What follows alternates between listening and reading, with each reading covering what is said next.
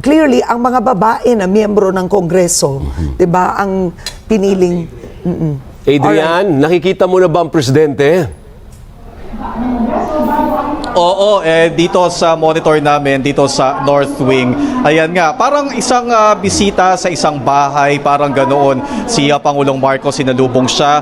Kumbaga, noong may-ari ng bahay ng Batasang Pambansa ng Kongreso, sina House Speaker Bogie D at si Senate President Sherwin Gatchalian. At ito yung traditional din, ginaganap ito na nagkikita muna sila at umuupo sa isang holding area bago pumunta doon sa session hall si Pangulong Marcos, at nandun na rin si First Lady Liza Araneta Marcos at naghihintay sa kanila. At yan, may kaunting pag-uusap. Nakita natin yung mga majority senators ay naandito at ilang mga kongresista rin. At inaasahan natin na on time naman ay